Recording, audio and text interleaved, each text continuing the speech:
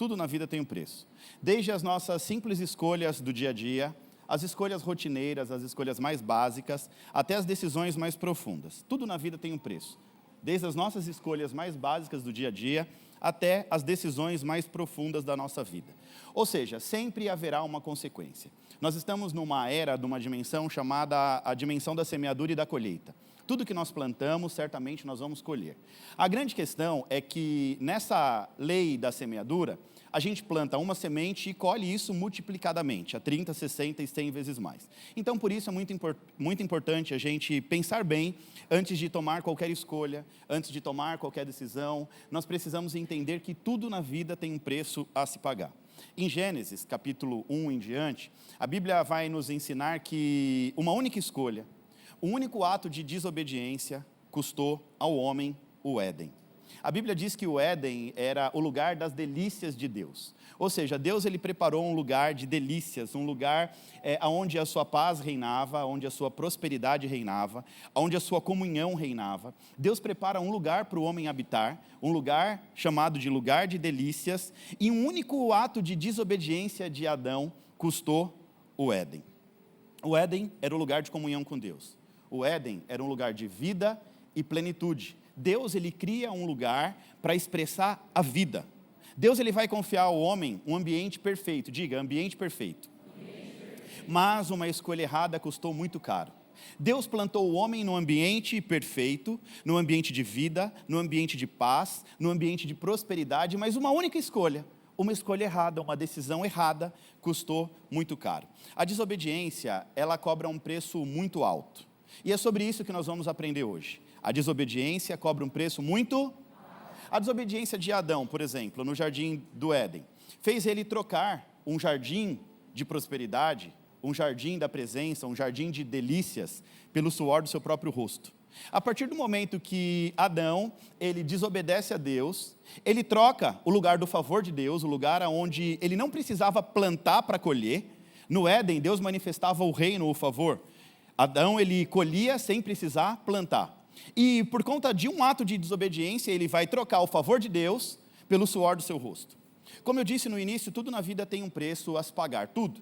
E a Bíblia vai deixar bem claro que a obediência nos mantém debaixo da cobertura, diga cobertura, provisão, proteção e presença de Deus. Então, todas as vezes que nós somos obedientes à voz do Senhor, nós estamos cobertos por Deus. Nós estamos debaixo do favor, da graça, da misericórdia, da provisão, da proteção e estamos debaixo da presença de Deus. Agora, originalmente, o homem, ele nasceu. O propósito do homem é estar conectado no ambiente de vida e não de morte. Então, Deus, ele fez o homem e conectou esse homem no ambiente de vida. O Éden era um ambiente de vida. Então, para o homem, Deus criou o Éden. O Éden é um lugar de vida. Esse lugar manifestava a presença de Deus. Era um lugar de intimidade, um lugar de provisão, um lugar de proteção, um lugar de propósito e um lugar de governo. Preste atenção nos detalhes. Agora, por conta do pecado, da desobediência e também dos desejos carnais, o homem ele perde o acesso ao Éden. Eu vou repetir. Por conta do pecado, da desobediência e também por conta dos desejos do coração do homem, o homem ele perde o acesso a esse lugar que Deus criou, um lugar de vida para o homem. A Bíblia diz em Romanos 6, 23, que o salário do pecado é a morte. Obviamente que esse texto em Romanos não está falando acerca da morte física, até porque a morte espiritual ela é muito pior do que a morte física.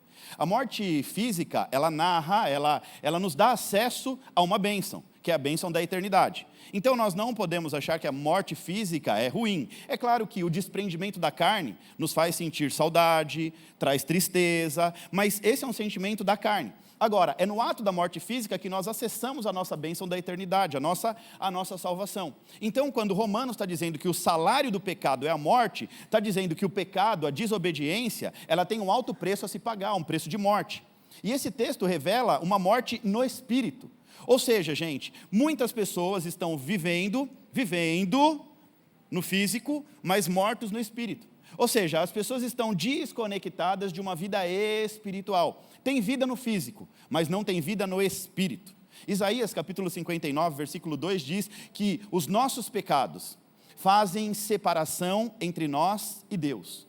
Todas as vezes que nós pecamos, nós estamos sendo separados de um relacionamento de intimidade com Deus. Esse relacionamento, ele causa separação, ele é separado por conta do nosso pecado. Essa morte espiritual é literalmente estar desconectado da vida que você tem em Deus. Ou seja, todos nós temos uma vida em Deus, uma vida no Espírito.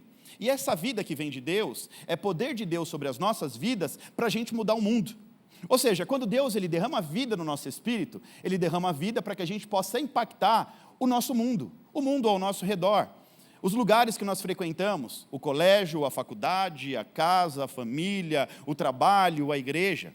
Igreja é um lugar de vida. Esse lugar foi um lugar que Deus preparou para nós cristãos, para que nós pudéssemos expressar vida sobre outras pessoas. O papel da igreja não se resume única e exclusivamente a ficar dentro da igreja, adorando ao Senhor, ouvindo uma palavra e está tudo bem, esquece da vida espiritual. Não, na verdade, esse lugar é o nosso quartel-general. É onde nós somos preparados para levar o poder de Deus que habita em nós, para ganhar almas para Jesus. Então o nosso principal papel na terra é saquear o inferno, é tirar pessoas de uma vida de opressão, é libertar pessoas da morte espiritual, da escravidão espiritual. Então o papel da igreja não é só ser igreja dentro da igreja, o papel da igreja é ser igreja fora da igreja também. Então nós precisamos, em nome de Jesus, reverberar a vida que Deus colocou no nosso espírito, lá fora. Nós precisamos levar essa vida para quem não tem vida. Nós precisamos identificar ambientes de morte e levar vida. Porque todas as vezes que nós pisamos num lugar de morte, nós temos a bênção de Deus, a bênção da vida, e nós colocamos vida em ambiente de morte. E vice-versa, quando uma pessoa ela carrega morte, ela leva a morte para um ambiente de vida. O pecado, por exemplo, causa separação com Deus. O pecado traz morte espiritual. Uma pessoa que se conecta com o pecado e entra dentro da sua casa, se conecta com o pecado fora de casa e entra dentro de casa, essa pessoa está levando maldição para dentro da sua própria casa.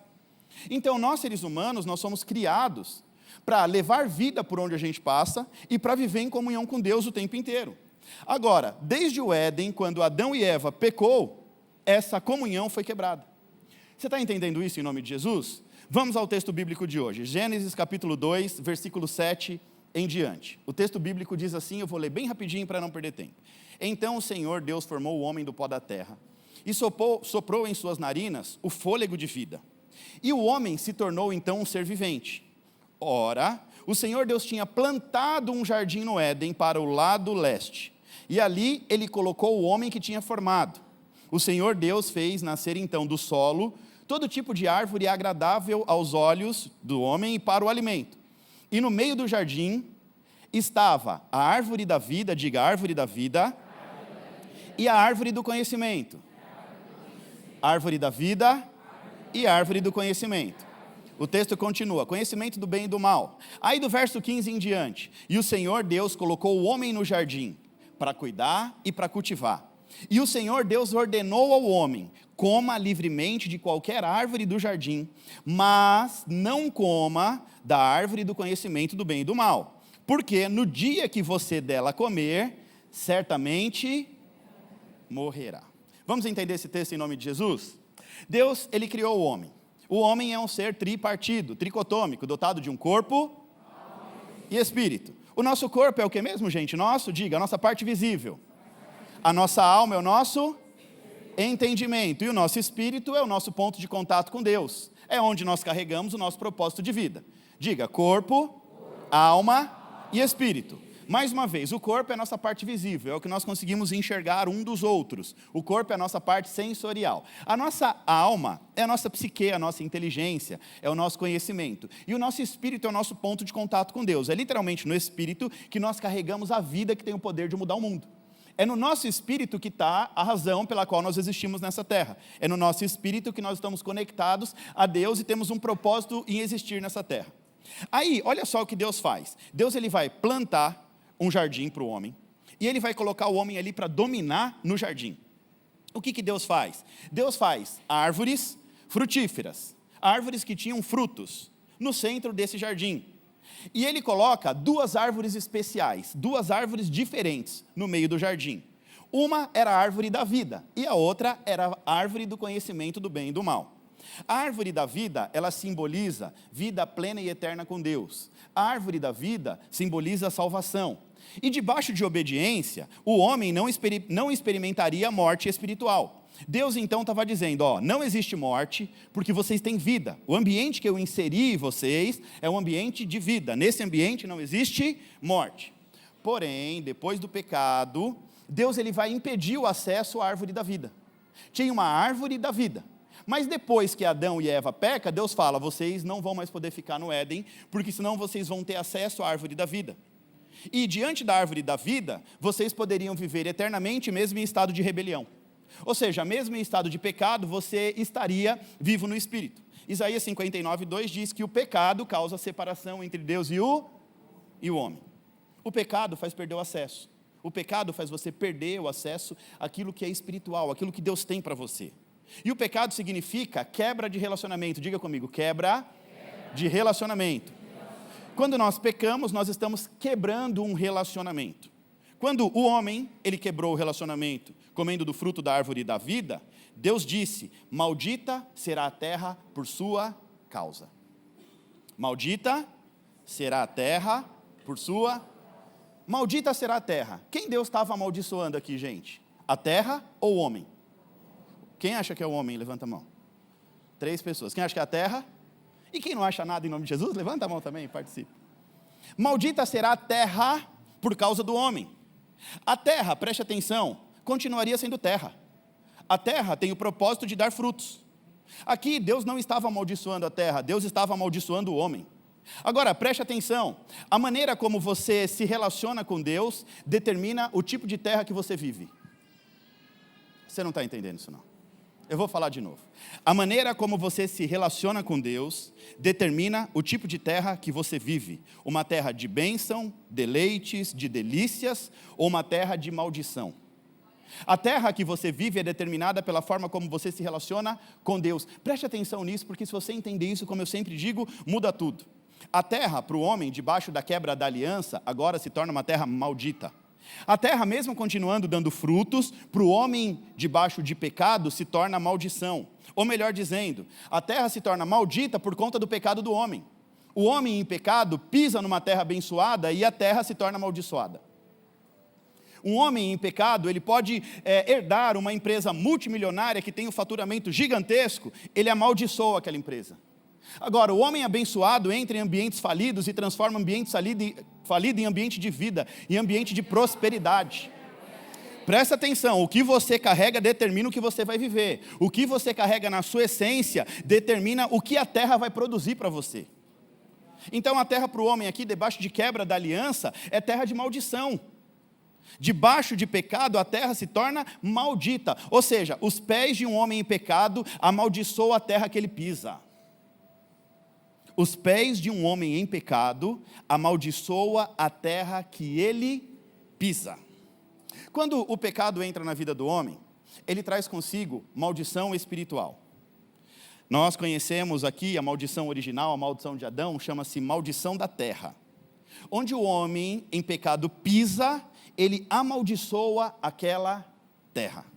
Gênesis capítulo 3, versículo 17 diz assim, Deus declarou ao homem, visto que você deu ouvido à sua mulher e comeu do fruto da árvore, da qual eu tinha ordenado que não comesse, maldita agora é a terra por sua causa. Maldita é a terra por sua, ou seja, onde você pisar, você vai carregar essa maldição e a terra não vai produzir mais os frutos. Olha o nível da consequência do pecado, da desobediência na vida de um ser humano. A partir do momento que nós vivemos uma vida de pecado, a terra que a gente pisa não produz mais fruto. Qual é o propósito da terra? Produzir fruto. Mas um homem amaldiçoado pisa numa terra boa e a terra para de frutificar. Olha esse nível de entendimento. E o texto vai dizer assim, com sofrimento agora, você vai se alimentar dela todos os dias da sua vida. Ou seja, para você colher alguma coisa de uma terra onde um pé de pecado pisa, você vai ter que suar muito, meu filho. Essa terra vai dar fruto, debaixo de espinhos e de muitas ervas daninhas, e você terá que se alimentar das plantas do campo, ou seja, maldição do trabalho penoso. Preste atenção, a partir de agora, por conta dos pecados do homem, aonde o homem em pecado pisa, a terra se torna maldita. Ou seja, vai ter que trabalhar muito se quiser comer um pouquinho dessa terra. A terra continua produzindo, mas agora ela vai produzir numa ordem de escala muito menor do que de um homem que pisa numa terra e torna essa terra uma bênção de Deus. Vira para o crente do seu lado e fala assim: quer aprender Bíblia, irmão? Aqui é coisa séria. Aqui não tem conversa para criança mimada, não. Amém ou não amém? É muito bonitinho, tem muita gente. Eu olho para algumas pessoas e falo assim: sangue do cordeiro. O povo fala assim para mim: pastor, eu fui em tal lugar, aí eu entrei na concessionária, eu dei até uma pisadinha no carro. Eu vou no lugar, eu piso. Aí eu lembro de Josué capítulo 1, versículo 3. Todo lugar que eu pisar, a planta do meu pé será me dado por herança. A vida do irmão, da irmã está só misericórdia, está fazendo tudo errado e está dizendo que Deus vai dar herança. Debaixo de pecado, pisando na terra e falando: essa terra agora é abençoada, porque eu pisei meu pezinho, lindo, maravilhoso, Jesus. A Bíblia garante, pastor, é para mim essa palavra. Aí tem os românticos da fé que vão dizer assim: se Deus mostrou é porque Ele quer te dar. Josué capítulo 1, versículo 3 diz assim: ó, todo lugar que você pisar a planta do seu pé, vou te dar como prometi ao meu servo Moisés. Essa promessa aqui não é para qualquer um. Diga, essa promessa não é para qualquer um. Na verdade, originalmente essa promessa tinha um nome específico, chamado Josué. Essa promessa era para um homem que vivia debaixo de obediência e comunhão ao Senhor. Foi de um homem que honrou a vida do líder Moisés até o último dia da vida dele. Aí Deus olha, vê graça e fala assim: ó, aonde você pisar eu te dou por herança. Sabe por quê? Porque você é abençoado, porque o teu pé carrega a bênção, o teu pé se desvia de todo mal. Não é o pé que anda vacilante e pisando no pecado. Você é um homem de Deus, por isso, aonde você pisar, eu te dou a terra como herança. A terra como herança que Deus está dizendo, não é coisinha bonitinha, frufru gospel. Eu vou pisar ali, Deus vai me dar, eu vou fazer uma oração. Anda em santidade, que aonde você pisar, você torna a terra abençoada. Aí Deus te dá como herança, em nome de Jesus. Você está entendendo isso em nome de Jesus? Então essa promessa aqui, ela é viva, até os dias de hoje. Para aqueles que andam em comunhão e obediência ao Senhor, como Josué andou. Você quer tomar posse da terra prometida? Anda em obediência e comunhão, do jeito que Josué andou a vida dele inteirinha. Aí você pode pisar e declarar Josué capítulo 1, versículo 3. Quando você é um homem de Deus, uma mulher de Deus, aí você pisa e declara. Agora, se anda vacilante, se anda em desobediência, em pecado, para de gracinha, irmão. Essa promessa não é para você. A promessa para você é: vá se corrigir. Vá viver uma vida em obediência e em santidade. Aí sim você começa a tomar posse da herança da terra. O homem, ele vai quebrar o relacionamento com Deus. E Deus vai amaldiçoar o homem. Maldito aonde pisa. Tudo que pisa amaldiçoa. O homem em pecado carrega uma maldição no seu espírito. O pecado conecta uma maldição no espírito desse homem. E por onde ele anda, começa a maldição. Pode perceber, um homem que falha no seu relacionamento conjugal, ou uma mulher. Você percebe que assim que ele peca lá fora, ele traz maldição para dentro de casa. A casa não prospera mais, a vida se torna uma confusão, a vida vai ficando amarga e tudo mais. Por quê? Porque uma maldição se conectou no espírito desse homem e dessa mulher, que anda em pecado, que anda em desobediência. Você está entendendo isso em nome de Jesus? Agora, a maneira como você se relaciona com Deus, determina o tipo de terra que você vive. Ou seja, é o seu relacionamento com Deus que diz que a terra que você pisa é um Éden, um lugar de delícias, ou é um lugar amaldiçoado. É o seu relacionamento com Deus que diz que a terra que você pisa e que você vive, ela vai se tornar abençoada ou amaldiçoada, porque a terra é a mesma. A questão é quem está pisando na terra. Você está entendendo isso em nome de Jesus? Enquanto o homem ele tinha com Deus uma aliança, enquanto o homem tinha um bom relacionamento com Deus, ele vivia numa terra de delícias. Deus criou o Éden, uma terra de delícias para Adão morar e viver com a esposa dele. Mas quando ele quebra o relacionamento da aliança, e entra o pecado, ele passa a viver numa terra de maldição. Aí Deus diz: agora, meu filho, sai dessa terra, agora onde você pisar, você vai ter que trabalhar muito para poder comer pouco. Você está entendendo isso em nome de Jesus? Aonde você pisar, agora você vai ter que trabalhar muito para poder comer pouco. A terra era um presente de Deus. Diga para a pessoa que está do seu lado: o Éden foi um presente de Deus para Adão. Então essa terra era um presente de Deus para a vida do homem. Depois do pecado, essa mesma terra, agora o homem vai ter que conquistar. Primeiro Deus dá, aí o homem peca e aí Deus fala: não, acabou as concessões. O seu pecado fez você perder o acesso. Agora você vai ter que conquistar aquilo que eu te dei de graça. É mais ou menos assim: já que não valoriza o presente, vai conquistar se quiser comer. Essa terra representava salvação e reino. Diga, salvação e reino. É isso aí, o Éden era uma representação da salvação e do reino. A salvação aponta para a eternidade, para a comunhão eterna com Deus, comunhão com Deus. E o reino representa um acesso a uma nova realidade debaixo do favor de Deus. Então, ali no Éden tinha salvação, tinha comunhão. A Bíblia diz que todos os dias Deus descia para falar com Adão. E ali na terra também tinha favor de Deus, tinha reino manifesto. Ou seja, o homem não precisou plantar, mas colhia. Isso é o favor de Deus, essa é a manifestação do reino. Era Deus dando para o homem os mimos, cuidando nos mínimos detalhes. Salvação e reino eram os presentes de Deus. Presta atenção, salvação e reino eram presentes de Deus até Adão decidir pecar. Salvação e reino eram presentes.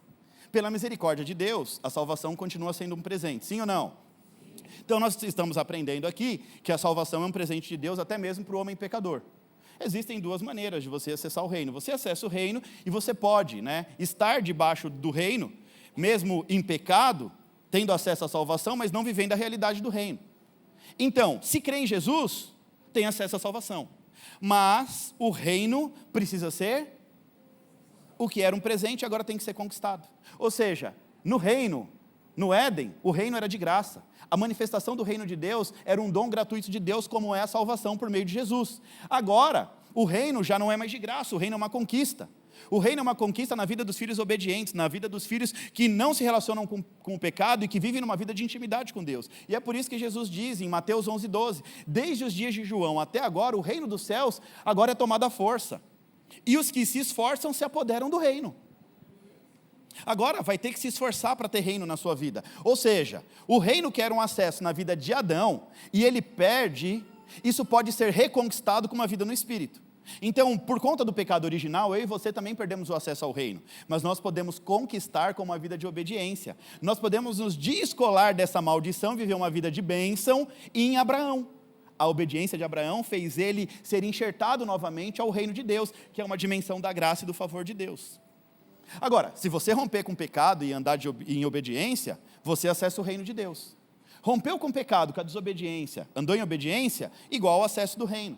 Então o reino é o que mesmo, gente? Diga, uma recompensa. Só que o reino não é para os acomodados. A Bíblia diz que o reino ele tem que ser conquistado precisa ter fome e sede espiritual para viver o reino de Deus.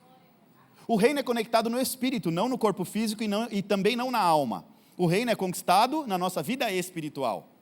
O reino exige muita renúncia. A propósito, você sabe me dizer o que é renúncia? Alguém sabe me dizer o que é renúncia?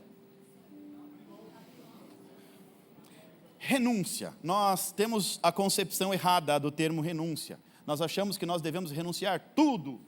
Renúncia nada mais é do que uma questão de prioridade. Eu posso fazer muitas coisas. Claro, coisas que agradam ao coração de Deus. Mas eu preciso estabelecer prioridades. Entenda isso em nome de Jesus. É do Satanás assistir um jogo de futebol? Não. Você pode cuidar da sua saúde física? Sim. Você pode ir ao cinema? Você pode fazer um monte de coisa. Você pode ir à praia? Renúncia é só uma questão de prioridade. É entender o que é mais importante na sua vida. O que é mais importante no domingo? Estar na igreja ou estar assistindo um jogo de futebol? Isso é prioridade. Prioridade é igual a renúncia. Se eu entendi, eu sei o que é prioridade, não é porque eu gosto, claro, desde que não seja algo pecaminoso, que eu vou parar de fazer. Eu posso continuar gostando de algo que se não desagradar o coração de Deus, está tudo bem. Agora, tudo é uma questão de prioridade, isso é renúncia. Renúncia nada mais é do que uma questão de prioridade. Não quer dizer que você nunca mais vai poder assistir um jogo, ou qualquer outra coisa. Estou citando um exemplo aqui. Poder você pode, desde que aquilo não tome o lugar prioritário, número 1 na sua vida. Você está entendendo isso? Em nome de Jesus? Isso é renunciar pelo reino, por um propósito maior. Renunciar por um propósito maior. Por exemplo, eu, pastor Vitor, eu poderia hoje, se eu não quisesse, estar aqui ou não, sim ou não? Se eu quisesse estar na praia agora, eu poderia estar na praia? E pedir para um dos pastores pregar no meu lugar, sim ou não? E por que eu não estou na praia e estou aqui? Porque eu priorizo a minha vida no Espírito. Porque eu renuncio os meus prazeres da carne para priorizar uma vida no Espírito. Eu podia estar viajando, eu podia estar fazendo qualquer coisa nesse momento.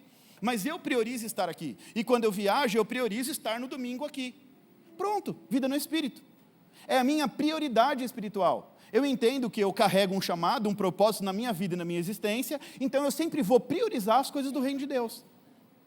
Eu posso curtir, eu posso ir para a praia, eu posso passear com a minha família, eu posso fazer o que eu quiser, mas eu preciso priorizar. Então renúncia nada mais é do que priorizar aquilo que é importante para a sua vida. Então, quando a gente diz renuncia os prazeres da carne, coloca em segundo lugar os seus desejos, as suas vontades, para viver o propósito que Deus plantou no teu espírito. Se você é envolvido com as coisas do ministério, nós precisamos renunciar às nossas vontades e priorizar aquilo que é mais importante para a minha vida. Então, é colocar Deus numa condição primeiro lugar. Deus é sempre primeiro lugar. Deus é sempre primeiro lugar. Agora, aquele crente que se diz crente, que aí por conta da final do jogo do campeonato, ou por conta de um passeio com as amigas, ou com os amigos, ou que seja o que for, deixa de priorizar as coisas do reino, não está renunciando à sua carne. Está emitindo um sinal para o mundo espiritual, que continua fazendo a sua própria vontade. E nós vamos estudar hoje sobre o livre-arbítrio, e você vai ver o quanto isso é importante para as nossas vidas, e determinante para as nossas vidas. Então, para conquistar o reino, tem que ter fome, tem que ter sede no espírito. O reino exige muita renúncia. Exige abrir mão de algumas coisas, desejos, vaidades, prazeres, e colocar como prioridade sempre as coisas de Deus na sua vida. Deus ele vai tirar o acesso do homem, pecador. Olha só, a terra que antes era um presente, agora o homem dessa terra tem que conquistar. O reino era um presente para mim e para você. O pecado agora vai nos levar para uma nova condição. Quer viver essa realidade novamente? Conquista. Conquista o galardão para poder viver novamente essa realidade. Resumindo, Deus ele vai criar céu e terra, e ele vai estabelecer algumas regras. A vida com Deus é marcada por ordem e decência. Diga, ordem e decência. Tem regras a ser seguidas. É simples assim. Olha o que o texto diz. O Senhor Deus colocou o homem no jardim para cuidar e cultivar. Ou seja, ativou o senso de responsabilidade e excelência. O Senhor Deus ordenou ao homem, deu uma ordem. Coma, é para comer das árvores do jardim. Não é se você quiser comer, é para comer. Por quê, pastor? 3 pessoas interessadas. A Bíblia diz que aos interessados, Deus vai revelar o segredo do céu. Aos desinteressados vão depender dos farelinhos que caem da mesa. Então, em nome de Jesus, cutuca o crente do lado e fala, se interessa aí, crente. Hoje eu estou que nem Paulo. Hoje eu quero pregar umas 8 horas aqui, sem parar. E se você dormir na cadeira que nem Eutico, vai cair, vai morrer. E Deus vai me ativar e eu vou ressuscitar em nome de Jesus. Para ressuscitar alguém tem que morrer, mas ninguém vai morrer aqui não, em nome de Jesus. Olha só, vamos lá. O Senhor Deus colocou no Éden, colocou o jardim do Éden para cuidar, o homem para cuidar. E o Senhor ordenou, coma, ou seja, é para comer, é ordem, é para comer. Mas não coma da árvore do conhecimento do bem e do mal, porque no dia que você comer dela, você vai morrer. Ou seja, coma do fruto, é para comer, fala porque é para comer, crente. Menos da árvore do conhecimento. Come de todas, menos a do conhecimento. O que é a árvore da vida? A árvore da vida simboliza uma vida plena e eterna com Deus. A árvore da vida é literalmente o que Jesus cita em João 10:10. Eu vim para que vocês tenham vida e vida em abundância. É vida completa, é vida plena, é a completude de Deus na sua vida. Tá bom? Então é para que vocês tenham acesso novamente a uma vida completa e uma vida plena. Agora, a árvore do conhecimento significa livre-arbítrio. Diga, livre-arbítrio. Agora o negócio vai ficar bom. Fala para o crente celular, agora vai começar a ficar bom. Se prepara. Olha só, Deus não criou um homem para ser um robozinho nas suas mãos. Deus não criou o homem para ser um robozinho manipulado nas mãos de Deus. Ele criou o homem e deu a capacidade de escolher obedecer ou não obedecer. Por isso, Deus deu o livre arbítrio. O relacionamento entre Deus e o homem, olha só que interessante, é um relacionamento baseado em amor, diga amor, e obediência. Essa árvore do conhecimento do bem e do mal era como um elemento limitador do livre-arbítrio. Era Deus dando e limitando, dizendo assim, eu vou te dar o livre-arbítrio, mas daquela árvore não, porque ali é um elemento limitador. Era Deus provando o coração do homem para ver se ele ia caminhar em obediência ou não. A ordem foi, não coma daquele fruto, porque se comer daquele, morre. Coma de todos, menos daquele. E o homem justamente foi comer do que não podia. Era melhor ter falado, come daquele, infeliz. Lembra de Deuteronômio 28? Resumidamente, Moisés declara: se o povo for fiel e obediente, eles iam receber muitas bênçãos do Senhor. Essas bênçãos são honra, paz, prosperidade, proteção, reconhecimento e muito mais. Deus está dizendo: um povo obediente vai ser reconhecido dentre todas as nações. Um povo obediente vai ser um povo de paz, um povo de prosperidade, um povo que vai andar na bênção, vai ser um povo que vai se destacar. As pessoas vão olhar e vão ver a manifestação da glória de Deus nesse povo. Agora, se o povo cai no pecado da desobediência, fala para o crente do seu lado: desobediência é pecado. Mas fala com voz de profeta, né? Não fala assim, não. Se cai no pecado da desobediência, eles iam sofrer as consequências da desobediência, que são as maldições. Aí as maldições são um povo desonrado, ou seja, um povo sem honra, entregues à sua própria sorte. O que é um povo entregue à sua própria sorte? Quem sabe me dizer? Deixa a vida me levar. É um povo que não tem a mão de Deus guardando. É um povo sem a provisão de Deus. É você olhar para o seu celeiro e não ver provisão. É um povo sem a proteção de Deus. É um povo que seria derrotado facilmente pelos seus inimigos, num contexto de batalha e guerra. Esse povo ia para a batalha com a certeza da derrota. O povo de Deus é um povo que vai para a batalha com a certeza da... Mas o povo de Deus que anda em desobediência vai com a certeza da... Viveriam com medo, seria um povo medroso. Aqui não tem medroso, não. Amém ou não amém? Glória a Deus. Sabe aquele povo medroso que vê um vulto e fala: Jesus, o que está acontecendo? Que sente um ventinho, um arrepio e fala: foi só um anjo que passou mais rápido. Entendeu? Sim ou não? Sim. Glória a Deus. É um povo que ia viver na vergonha, ou seja, ao invés de ser honrado, ia ser envergonhado dentre as nações. Seria literalmente um povo que queima filme de Jesus. É aquele povo que fala de Jesus, que anda com Jesus, mas que está tão derrotado, tão rebentado, que Jesus fala: eu acho que esse aí não é meu filho, não. Jesus não nega os seus, mas quando você anda em desobediência, ele tira a mão. E aí, é claro que a gente manifesta também esses sinais de desonra, pelo fato da gente não estar honrando a Jesus. Então essa árvore do conhecimento do bem e do mal era um elemento limitador de Deus para com Adão. Era Deus colocando limites. Diz para a pessoa do seu lado: Deus coloca limite. Queira você ou não, Deus coloca limites. Deixa eu facilitar isso aqui para você, vai, vamos lá, em nome de Jesus. Os pais mais antigos, eu acho que os de hoje não, porque os de hoje estão muito Nutella. Mas os de antigamente era a raiz, era pai raiz. Quando o filho queria ser rebeldezinho dentro de casa, queria falar mais alto que o pai ou com a mãe, o que o pai falava? Minha casa, minhas regras. Se dentro da minha casa você não quer obedecer as minhas regras, meu filho, tchau. Era assim ou não era? Hoje em dia, acho que se o pai falar isso para o filho bota o pai para fora de casa.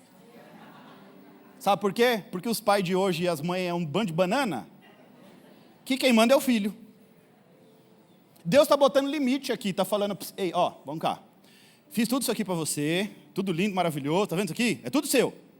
Você come, viu? Come, é para comer, meu filho, está aqui, ó. Se farta dessas delícias. Vou vir te visitar, vai ter comunhão, vai ter culto todo dia, vivamente todo dia. Vou descer aqui todo dia.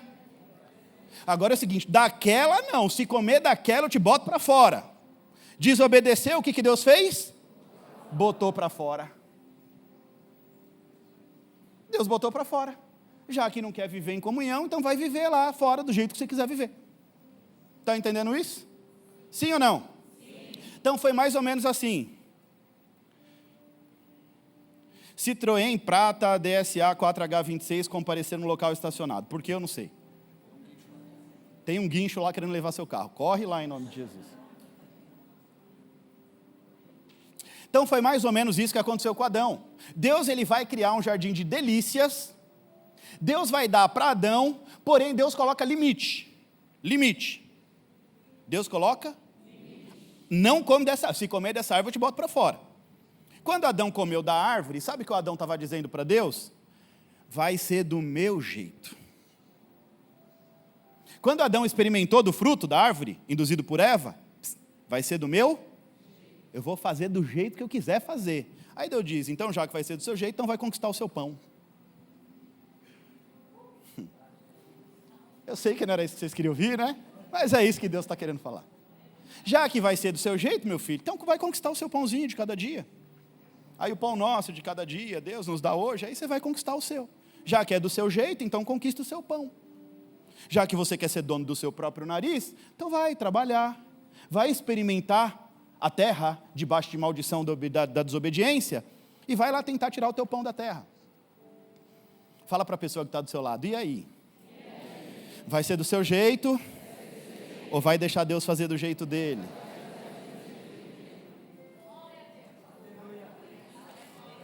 Essa hora você tinha que estar avivado, dando glória e aleluia, pulando da cadeira. Sabe por quê? Porque isso relata dependência, mostra o quanto nós somos dependentes de Deus. O limite de Deus é Deus estabelecendo princípios. Não é que Deus olha como Deus é. Não. É Deus estabelecendo princípios. Tem princípios na vida espiritual. Quando Deus manda o homem embora do jardim por conta do pecado, o homem agora ele sai de um ambiente de vida e vai para um ambiente que não vai mais favorecer ele. O favor acabou, o favor acabou. E acabou, a glória de Deus se foi. A glória de Deus se foi e não se manifesta mais na vida desse homem, dessa família. Ou seja, o homem, por conta do pecado, agora ele sai de um ambiente de favor e vai viver num ambiente de disputa. Agora ele vai ter que disputar com a terra se quiser comer. Ele vai ter que lutar com a terra, vai ter que trabalhar dobrado, vai ter que fazer muito mais do que o que deveria fazer no normal. Numa condição normal, eu não vou nem dizer numa condição favorável. Agora ele vai ter que trabalhar muito mais se quiser comer alguma coisa. A maldição se conectou no espírito do homem que agora tem que lutar para sobreviver. Você está entendendo isso aqui em nome de Jesus? A desobediência faz conectar uma maldição no espírito do homem que agora tem que lutar dobrado se quiser sobreviver. Em outras palavras, o pecado faz o homem perder a vida, o jardim que era um ambiente de vida, a vida expulsa o homem morto, ou seja, a partir do momento que o homem peca, ele é conectado à morte. O ambiente de vida expele aquilo que é morto. O ambiente de vida não aceita aquilo que é morto. E foi literalmente o que aconteceu, porque a vida sempre vai expulsar, a vida sempre vai repelir a morte. Vai mandar para bem longe, ambiente de vida, não a morte não habita no ambiente de vida. Olha os detalhes. O Senhor Deus colocou o homem no jardim para cuidar e para cultivar. Diga, cuidar e cultivar. Ou seja, Deus colocou o homem num ambiente perfeito, num ambiente de comunhão, num ambiente de provisão. Comunhão, por quê? Porque era ali que Deus ia visitar o homem diariamente. Nós podemos dizer que o jardim foi o primeiro tabernáculo, sim ou não? Sim, tabernáculo era o lugar do quê? De relacionamento entre Deus e o... Se Deus descia no jardim do Éden para falar com o homem, quer dizer que ali foi a primeira igreja. Era um culto ali, especial, que era só Adão e Deus. Imagina esse culto. Então, o Éden foi a primeira igreja, o primeiro lugar de relacionamento com Deus. O primeiro tabernáculo, ou seja, antes do tabernáculo de Moisés, Deus ele expressou o tabernáculo do céu no Éden. Ou seja, Deus usou o jardim para ser um lugar de relacionamento com o homem. E ele se apresentava diariamente ali para ver o homem, para visitar o homem. Você está entendendo que Deus não faz nada sem intenção? Tudo que Deus faz, ele faz debaixo de um propósito? O Éden é um lugar de comunhão entre Deus e o homem. E nesse lugar de comunhão, Deus iria ensinar o homem a ser excelente. Diga, excelente. Nesse lugar, Deus iria ensinar o homem a desenvolver os atributos do Espírito dele no homem. Ou seja, Deus, ele carrega atributos, o Espírito de Deus carrega atributos. Um deles é a excelência, outro é a sabedoria. Então, quando Deus diz assim, cuida e cultiva, cuida, meu filho, você percebe que o ambiente é excelente? Mantém nesse nível de excelência, ou seja, Deus já estava ensinando, sendo didático, que o homem precisava ser excelente no seu espírito. Que a obra não poderia ser feita de qualquer maneira. Então, o Éden aqui, um lugar perfeito para a comunhão, um lugar perfeito para a provisão, onde Deus cuida, onde Deus cultiva. Agora, esse cultivo passaria para o homem, a responsabilidade agora seria do homem. O homem era que cultivaria o Éden. Deus criou e o homem cultiva. Aí no verso 16 diz que o Senhor ordenou, diga, ordem, imperativo, é uma ordem. Coma livremente de qualquer árvore do jardim, menos a do conhecimento. Esse coma livre significa coma de graça. Coma do meu favor. Você não plantou, mas vai comer. É Deus dizendo, não plantou comer nada, mas vai comer de tudo. Era Deus derramando o favor. Você não plantou nada, mas vai comer de tudo. Mas, se comer da árvore do conhecimento, você morre. Olha só, diga comigo, 2 ordens. Primeira, não coma da árvore do conhecimento. E coma de todas as outras árvores do jardim. Era literalmente assim, ó, pega isso aqui, que isso aqui é muito importante para a sua vida. Deus está dizendo, é para comer, eu fiz para você comer, coma. Quando Deus está dizendo isso, Ele está dizendo que não era uma opção comer das árvores. Diga, por quê, pastor? Porque quando Deus, Ele cria o homem e Ele cria a árvore, comer da árvore do jardim iria estabelecer o governo de Deus sobre o homem. Quando Deus diz, coma, o que isso significa? Que Deus é o provedor. E a essência provedora de Deus só é ativada quando nós somos dependentes do Senhor. Quando Deus diz, come, é porque eu quero ser o seu provedor. Olha o que Deus está dizendo, come dessa árvore, porque a partir do momento que você comer, você estabelecendo o governo do céu sobre a tua vida. Eu sou a provisão, eu sou a fonte de provisão na tua vida. O senhorio de Deus está ligado à provisão. Deus, Ele não pode ser senhor de alguém se Ele não prover aquela pessoa. Deuteronômio capítulo 8, versículo 3, Deus os deixou passar fome, mas depois sustentou com maná, que nem vocês nem os seus antepassados conheciam, para mostrar que nem só de pão viverá o homem, mas de toda a palavra que procede da boca de Deus. Sabe o que Deus está dizendo aqui, gente? Segura um pouquinho em nome de Jesus. Deus deixou faltar o pão no meio do deserto, para ensinar que Ele era o Senhor da provisão. Deus estava ensinando que Ele era o governo sobre a vida do povo, que Ele era o Senhor sobre o seu povo. Então quando Deus Ele diz coma, Ele está dizendo assim, a partir do momento que você comer, você me reconhece como Senhor provedor da sua vida, é para comer de todas as árvores que eu plantei. Coma, meu filho, gratuitamente, livremente, não precisa plantar, dessa não, você come só para provar que eu sou Senhor na sua vida. Fala para o crente que está do seu lado, Deus é o Senhor da sua vida. Ó, aquele que provê tem governo. Fala para a pessoa que está do seu lado, aquele que provê tem governo. Deus, Ele provê e estabelece o seu governo. Quer um exemplo? O homem que é provedor na sua casa, ele tem o governo da casa, sim ou não? O homem que é provedor, ele tem o governo. O homem que provê é respeitado pela esposa e respeitado pelos filhos. Aquele homem de verdade, o raiz, os machos, sai para trabalhar e faz a coisa acontecer, e homem é homem, mulher é mulher, e põe tudo no seu devido lugar, e tal, porque tem uns que se deixar a mulher que conquista o mundo e o irmão fica ali. Falei, esse é um negócio que eu não posso falar, Jesus. Isso arrumou um problema, Jesus, depois, mas amém. Aí o homem vai, aí a mulher se sente protegida, tem um macho dentro de casa, ele provê, ele vai resolver os problemas. Aí essa mulher está entendendo, o governo é desse homem. Você pode ver que um homem que provê é respeitado pela sua mulher. O homem que provê a sua casa, esse homem é respeitado. A mulher olha e sabe que o governo está sobre as mãos dele. Você está entendendo? Quem provê, governa sobre uma casa. Os filhos respeitam o homem provedor. E quando eu falo de provisão, não estou falando só de provisão financeira não, tá? É tudo. Provisão financeira, é provisão intelectual. Mulher gosta de homem inteligente, gente. Em nome de Jesus. Minha mulher lê o livro lá, aí eu pego o mesmo livro e ela, o que você entendeu? Ela só quer ouvir o que eu entendi. Mulher gosta de homem inteligente. Aí os irmãos não têm coragem nem de ler um livro.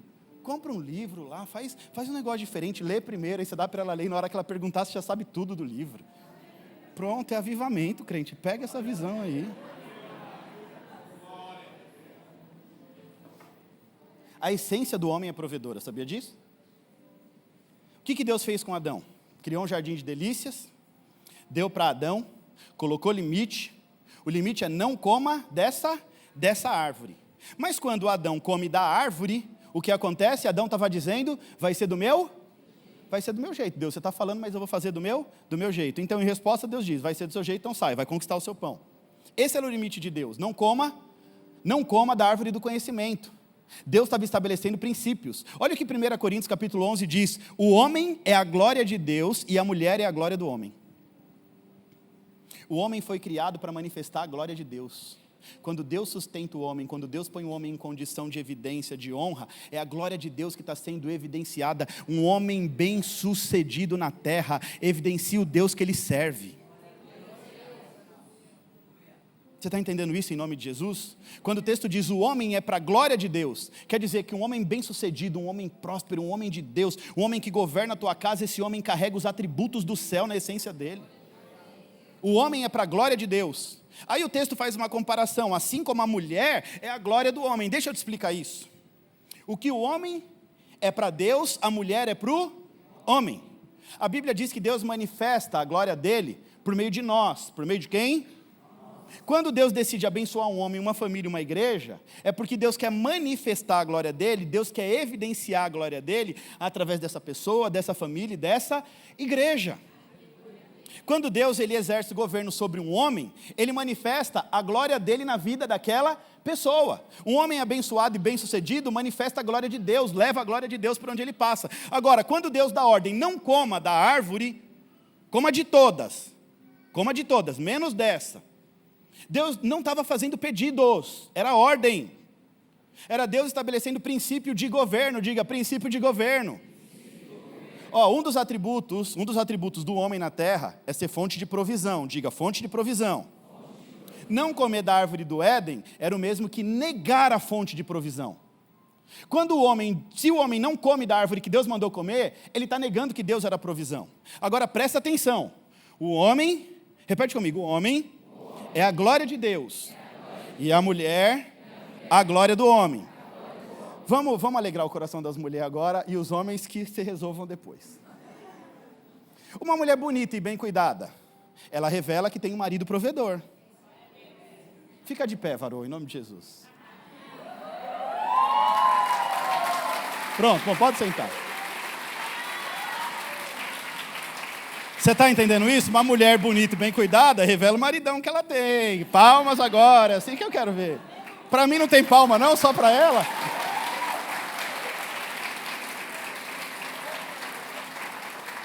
Você entendeu isso aqui ou não? Está entendendo ou não? Um homem bonito e bem cuidado, um homem de Deus, revela a glória de Deus. É o povo vendo Deus na vida daquele homem. Deus cria a mulher para quê? Para quê? Para quê? Cuidado que você está pensando aí. Para completar o homem, diga, completar o homem. Completar o homem. Uma mulher reflete, na sua essência, a grandeza de um homem nobre. Uma mulher bonita, bem cuidada, reflete o homem que ela tem, o marido que ela tem. Presta atenção, na mulher que se revela o valor de um grande homem de Deus. Eu tenho uma mulher e 2 filhas, então tem que aprender esse princípio. Júlio também, né, Júlio? Quem mais tem? Também, pastor, o que é isso? É unção das mulheres aqui? Só o pastor Fernando que quebrou esse ciclo? Meu Deus. O pastor Carlos também, pastor Carlos, porque é um daqui, tudo. Olha só, presta atenção. A mulher revela a glória do homem. A mulher é a glória do homem, assim como o homem é a glória de Deus. A Bíblia nos ensina também que uma mulher pode ser glória ou desgraça na vida de um homem. Uma mulher pode ser uma grande bênção ou também tornar um homem um motivo de chacota e de vergonha. Provérbios capítulo 12, versículo 4 diz, a mulher virtuosa é a coroa do seu marido. Completa o que eu acabei de dizer, a mulher é a glória é uma coroa, um lindo enfeite para o seu marido. Mas, aqui procede vergonhosamente, é como câncer para os seus ossos. Olha como a palavra de Deus ela é poderosa. A coroa é símbolo de honra, a coroa é símbolo de destaque, é símbolo de glória. Mas, Provérbios diz, Salomão diz que aqui procede vergonhosamente, é como câncer para os ossos do marido, ou seja, isso aqui é um contraste. É literalmente uma esposa que age em vergonha, seja por infidelidade, desrespeito, falta de sabedoria, atitude imprudente. Essa causa no homem sofrimento profundo. Tem muito homem triste, cansado, desanimado, porque a mulher é literalmente isso aqui. Age de uma maneira que sempre coloca o homem para baixo. Deixa o homem sempre numa posição de capacho. Essa comparação de câncer nos ossos, ou, conforme outras traduções, podridão na alma, mostra que isso não fere só o superficial, mas corrói o interior desse homem, trazendo vergonha e enfraquecimento. Olha o quanto uma mulher de Deus, ela pode expressar o Deus que ela serve na vida do marido. Segundo a Bíblia, a mulher pode ser glória ou desgraça na vida de um homem. A mesma coisa acontece com Deus. O homem, ele pode ser a manifestação da glória de Deus, ou pode ser um verdadeiro queima-filme de Deus. O homem ele pode manifestar na essência dele a glória de Deus. Assim como eu exemplifiquei, a mulher a glória do homem, o homem a glória de Deus, Uma mulher de Deus reverbera o homem de Deus, ela manifesta a glória de Deus na vida desse homem. Um homem de Deus, um homem decente, um homem, né, de princípios, ele anda e as pessoas veem Deus na vida dele, mas em contrapartida, um que se diz crente e vive uma vida de pecado, de desobediência, essa pessoa está envergonhando o nome de Deus, queimando o filme de Deus. Está forte isso aqui hoje, né? O homem ele foi criado para manifestar na sua essência a glória de Deus nas suas atitudes, e não para ser motivo de chacota e desonra para Deus. O homem e a mulher de Deus foram criados para ser a glória de Deus na terra. Não para ser um motivo de chacota. Ah lá os crentes como vai, olha o Deus que ele serve, o tadinho desse Deus. Se é no homem que se revela a grandeza de Deus, exemplo, Salomão, nele Deus revelou a sabedoria. A Bíblia diz que reis e rainhas de outros povos vinham a ter com Salomão, e viam que o que ele carregava era maior do que o que se ouvia falar, porque nele habitava a glória de Deus, a unção da sabedoria divina no homem. E o homem, ele é provedor desde a sua essência. O homem provê desde a essência. Exemplo, biologicamente, o homem carrega na sua essência a semente, e a mulher é como uma terra que recebe a semente e assim é gerada uma nova vida. Olha a importância de nós entendermos a criação, o homem e a mulher. O homem carrega a semente. O homem tem o papel do semeador. Quem germina é a mulher, para que uma nova vida então seja gerada. Mas antes, para uma nova vida ser gerada, o homem precisa prover a semente, crente. Cadê os homens aí? Tu é provedor, irmão, em nome de... Agora um irmão fala para o outro, tu é provedor, crente. Vai virar culto de homem isso aqui. Fala assim, a semente está dentro de você. Está entendendo isso em nome de Jesus? Um homem para o outro, se posiciona, irmão, em nome de Jesus. Mas faz cara de bravo, faz essa carinha de ursinho carinhoso não, que aqui não tem espaço para isso não. Se posiciona, irmão, em nome de Jesus. Você é o provedor. Só para os homens agora, as mulheres fecham os olhos assim. Se posiciona, porque você é provedor. Toma cuidado, porque se ficar nessa marcha lenta, tua mulher passa por cima de você. Se ficar nessa marchinha, meu filho, que as mulheres têm um negócio com Deus, o ministério de mulher, o negócio é de atropelar, viu? As mulheres atropelam mesmo. Então a homarada em nome de Jesus, ei, agora papo de homem aqui, acorda, em nome de Jesus, viu? E em nome de Jesus, você é provedor, o reino precisa de você. Fala para o crente do seu lado, homem para homem, o reino precisa de você, viu? Acorda, acorda, acorda. Mas você está num desânimo para acordar o irmão, que se depender desse seu acordar, se depender desse teu comando, vai ser morte eterna. Sangue de Jesus tem mais poder. Não, culto de homens urgente, marca na agenda. Marca isso, urgente. É só as mulheres que dá glória.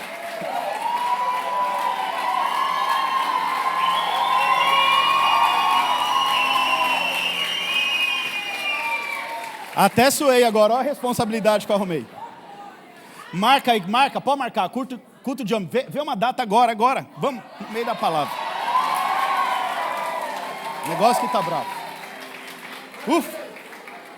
Pega uma sexta-feira desse mês agora aqui, desse mês de abril, pronto. Até deu calor aqui, Jesus. Aí se fizer no feriado, eles vão falar, vou passear, vou para não sei onde. 18 é feriado, mas 20 é Páscoa. Então tem que ser dia 18, vai passear não, vai vir para o culto de homens. Pronto. E já vou falar mais, os que for passear e não for para o culto de homens, não está renunciando. Pronto, acabou. Acabou, conversa. Acabou. Homem raiz aqui. Aleluia. Glória a Deus. Aí olha só, para uma criatura nova ser gerada, o homem precisa semear, precisa prover a semente, a mulher a terra fértil, a mulher é terra fértil. Está entendendo isso? Mulher é terra fértil. É a semente que gera o fruto. Semente na mulher gera fruto. Mulher tem o dom da multiplicação. Mulher, fala para o teu marido, valoriza a tua mulher, porque o dom da multiplicação está comigo, viu? Tá, glória de Deus.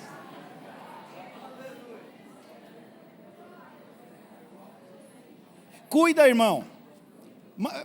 Essa mulher que manifesta a glória, a tua glória está nela. Deixa a bichinha de qualquer jeito, é você que é uma coisa feia. Cuida, valoriza da sua semente, em nome de Jesus. Vocês estão gostando, né, mulher? Está ouvindo, né, Tiago? Que não, o que, irmão? Sim. Aí assim também é o homem. O homem tem a necessidade na sua essência de ser provido por Deus. Assim como a mulher necessita da semente para poder produzir o fruto, o homem necessita de Deus para poder gerar fruto.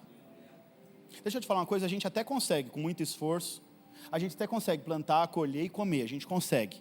Mas tudo é tão diferente quando Deus provê. Eu já vivi os dois lados. Hoje eu vivo debaixo do favor e da provisão. É tudo tão diferente. É menos esforço. Você consegue, sabe, ter mais tempo para a sua família, cuidar da sua... Quando você vai pela força do seu braço, tem homem que é forte, é impetuoso, vai, faz acontecer, mas é desgastante, é pesado, é penoso. E debaixo do favor de Deus é tudo tão diferente. O homem também foi criado com a necessidade de ser provido pelo Criador.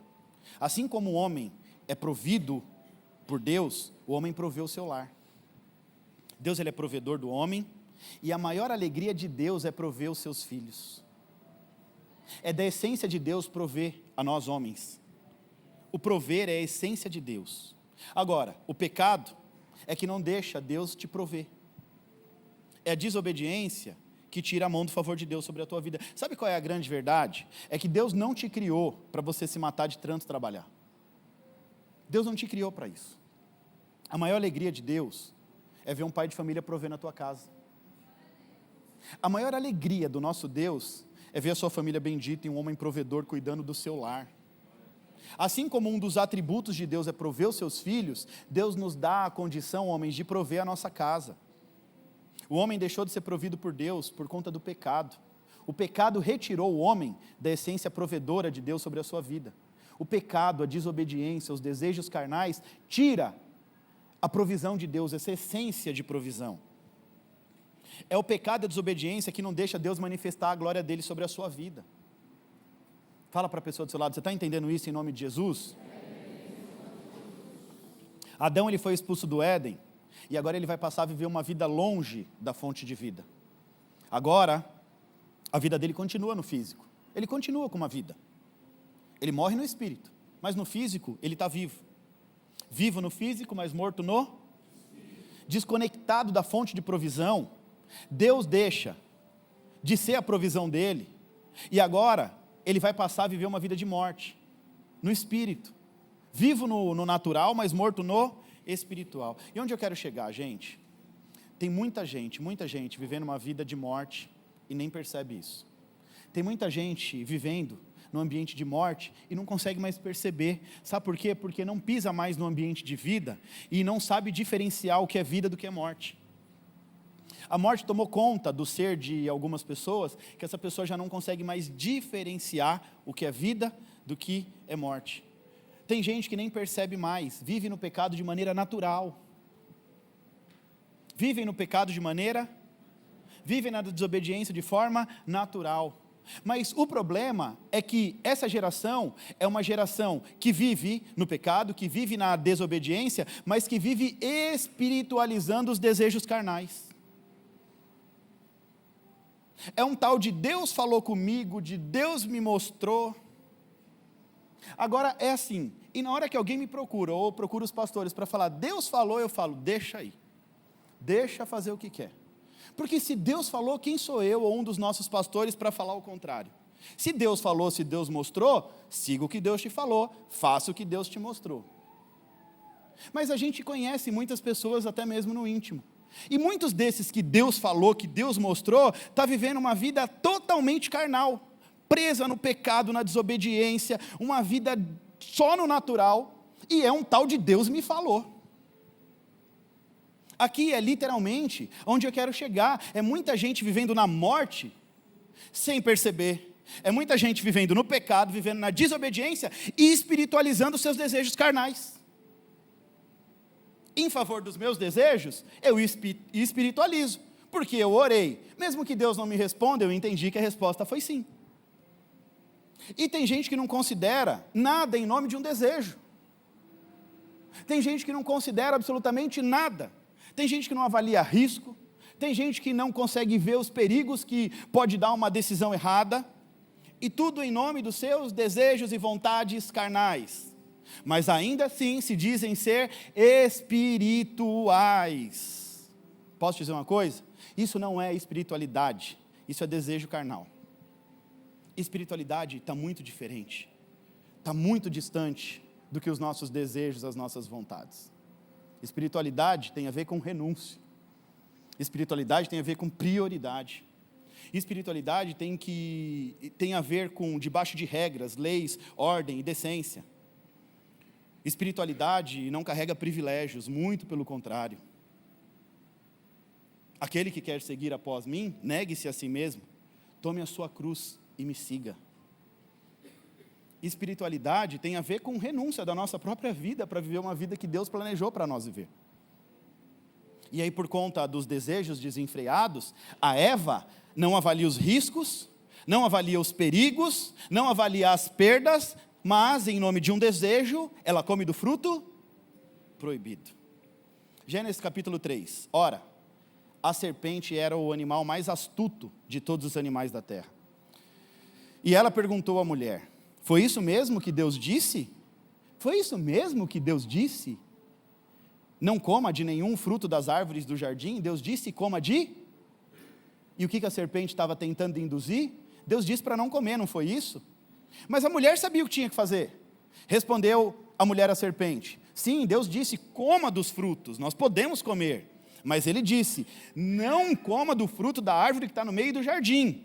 Não toquem nele, se tocar vocês morrerão. Ela sabia o que tinha que fazer, o que podia, o que não. E ela disse à serpente à mulher: vai morrer não. Ele está falando isso, a astúcia de Satanás. Você não vai comer não, minha filha. Ele está falando isso, porque Deus sabe que no dia que você comer, os seus olhos vão se abrir e você se tornará como ele. Olha só, a astúcia do inimigo. Aí você vai passar a conhecer o bem e o mal, como ele sabe. E quando a mulher viu que a árvore parecia agradável ao paladar, ela viu que parecia boa, que o fruto tinha cara de ser gostoso, era atraente aos olhos, e além disso, desejável para ela obter discernimento, ela olhou, ela se interessou, ela desejou, ela tomou o fruto, comeu, se sujou e deu para o seu marido, que também comeu. Ou seja, em nome dos seus desejos, Eva não avaliou os riscos, não avaliou as perdas, não avaliou os perigos e transformou a sua própria vida em morte. Transformou um ambiente de vida em morte. Em nome de desejos, Eva ela retira dela e de Adão a essência provedora de Deus. Deixa eu falar um negócio para você aqui, toma cuidado com seus desejos, suas vontadezinhas da carne, porque esses desejos e essas vontades estão tirando a mão de Deus da tua vida e você não está percebendo. Se enfia na lama da desobediência, muitas vezes do pecado, não se conserta, fica com as suas vontadezinhas e Deus está tirando a mão. E muitas pessoas não percebem o tirar de mão de Deus.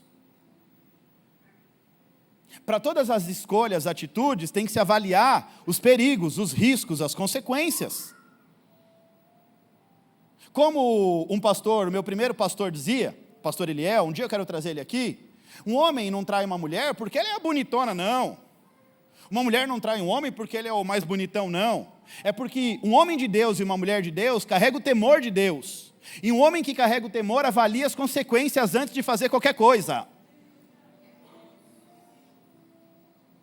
O homem e uma mulher que teme a Deus avalia as consequências, os perigos, antes de tomar qualquer tipo de decisão. Por isso que o temor nunca foi ter medo de Deus. O temor é respeitar ao Senhor. O temor é entender que Deus é soberano e que eu não vou fazer nada que desagrade o coração de Deus. Então, antes de sentar em mesas, antes de tomar vinho, antes de fazer não sei o quê, veja se está agradando ou desagradando o coração de Deus em nome de Jesus. Porque tem muito crente espiritualizando os seus próprios desejos, sentado em mesas que Deus não colocou, experimentando bebidas que Deus não está aprovando, abrindo a boca para falar de coisas que não está agradando o coração de Deus. Tudo isso em busca dos seus privilégios da carne. Em busca dos seus desejos carnais. Vigia em nome de Jesus. Deus está buscando um povo posicionado, um povo diferente para Ele manifestar a mão poderosa dEle. Deus está buscando um povo posicionado para Ele derramar a sua mão de graça, para Ele manifestar a sua glória. Então se torne, busque, tenha o desejo no seu coração de ser um homem de Deus, de ser uma mulher de Deus, para a honra e glória de Jesus. E é por conta desses desejos desenfreados da carne que Deus está impedido. Deus foi impedido de manifestar a sua essência provedora na vida de Adão e Eva, por conta dos desejos e por conta da desobediência. Deus foi impedido no mundo espiritual. O Deus que pode todas as coisas ficou impedido de prover a sua própria criação, por conta da desobediência, por conta dos desejos carnais, por conta das vontadezinhas naturais. Deus foi impedido. É Deus querendo cuidar do seu povo, Deus querendo estabelecer o atributo provedor dele sobre a mim, sobre a tua vida, mas muitos de vocês têm impedido Deus de manifestar a própria glória dele sobre a sua vida. Uma família de Deus abençoada, uma casa abençoada, é para a glória de Deus. Você está entendendo isso em nome de Jesus? Para de impedir o agir de Deus na sua vida, em nome de Jesus. Fala para o crente do seu lado: cuidado com os seus desejos, tem desejo do seu coração, te levando para a morte. Acorda para a vida em nome de Jesus.